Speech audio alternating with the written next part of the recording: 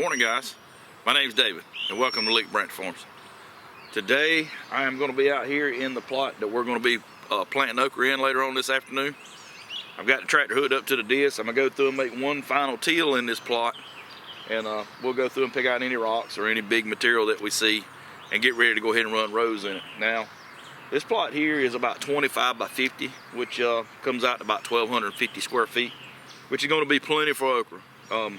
We generally plant Clemson Spineless, which does real well for us here. Okra is one of those things that you don't have to do a whole lot of maintenance on. As long as you keep it weeded, water it just a little bit, I mean, it'll perform just fine. Our okra generally gets 6-7 feet tall. I mean, it's always huge late summer. But generally, we try to keep it around 6 foot. I mean, we'll clip the limbs, and I do prune my okra. It seems to perform better, and you know, it produces a lot better to me if I prune it. Plus, it just makes it a lot easier to get into and harvest. But yeah, we got a couple of different projects going on today. I got some beans that I'm going to be trellising. I've got a couple of rows of beets that you've seen in the last video that we're going to be terminating and probably putting ground cover on. And I've got some lettuce I got to harvest today.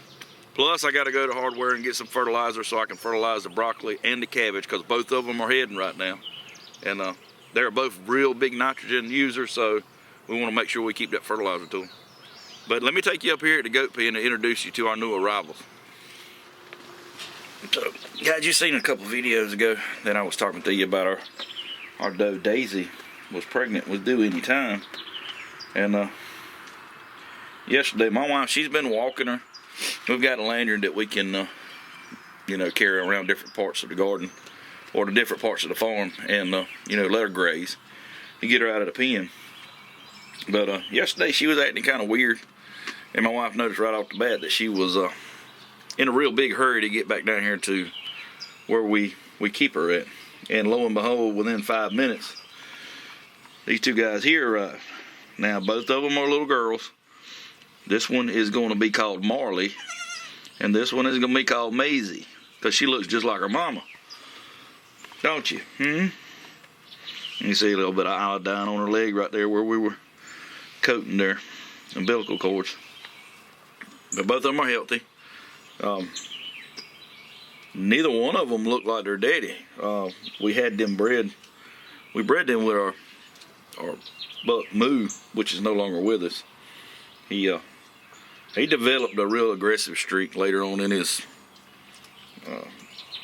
stay with us, and we weren't going to have him tearing up everything and trying to hurt people, so we actually got rid of him.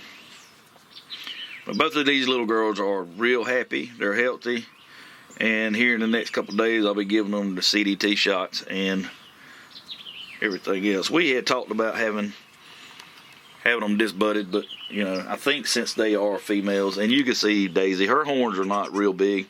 She doesn't have real big horns, so I don't think we're gonna go that route. Had they been bucks, yeah. I don't want another buck here on the farm with horns. They're just too destructive, and you know, they can hurt you and not mean to. But yeah, real happy for these guys to be here. These three here can be bred. Well, Daisy's going to be bred back to our buck Butterbean later this fall, so she can kid next spring. Now these two little girls here, they won't be bred until the following year, so we always make sure they're at least a year old before we breed them. And both of these can be bred back to the buck that I've got now. But we will be bringing another bloodline onto the farm later on down the road once we get more pastures, so that way we can bounce back and forth between all the does that are bred off of these guys here. Yeah, and Daisy's doing a great job as a first-time mom. You know, not knowing, having anything like this ever happen to her, she's doing a great job. She handled, you know, giving birth just, she whined a couple times, and after that, it was over with. I mean, both of them was here, so, you know, that just goes to show that, you know, all of them's different, and they're going to react it. You know, none of them's going to react the same. But knowing that she can handle giving birth that easy, and not saying that all of them is going to be easy, but just saying that she kind of fell into her stride and a couple of good pushes, and they were both here. Now my wife was standing there, and basically as soon as they came out, she was on top of them, making sure that they was breathing, cleaning their mouth out, all that good stuff. So, you know, she was prepared. She had everything down here in totes. So as soon as it happened, it was there ready. We just popped them out.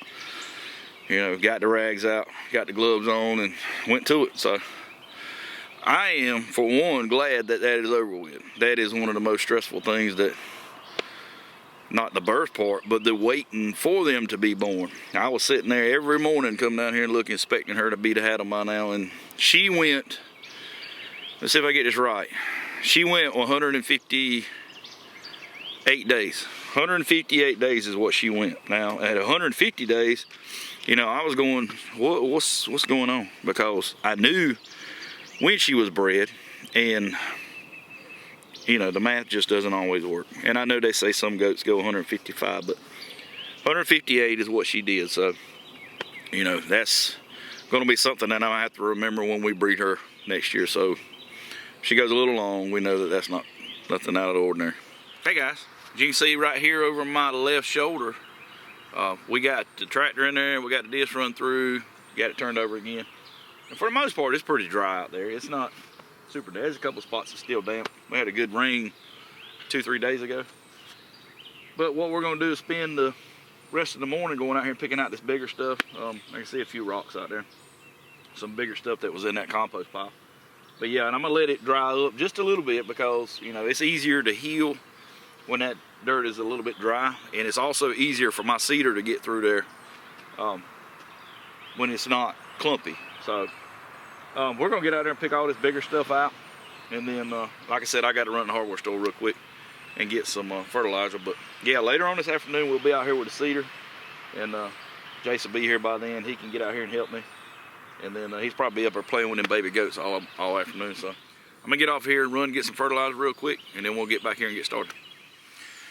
All right guys, well, as you can see behind me, I got the sprinklers running on the okra field. I wasn't able to get a lot of that on video. I got tied up with yard work and cleaning out the chicken coop and a whole bunch of different projects, and I just had enough light to get these rows planted. But we wound up getting 8 50-foot rows of Clemson Spineless Okra. And I don't know if you know what okra seed looks like, but you see how small that is?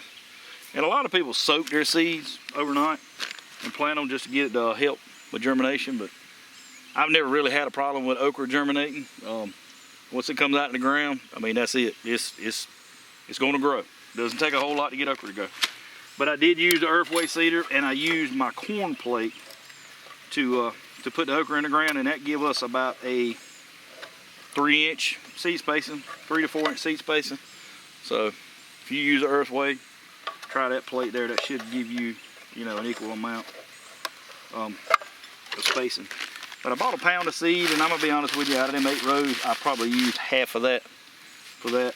So we'll put those up, save them for later in case we have an accident. I know it happens because last year I tried to run the cultivators down through my okra field, and I didn't look behind me when I was doing it. I was watching in front, and I had a shank that was turned, wiped it out.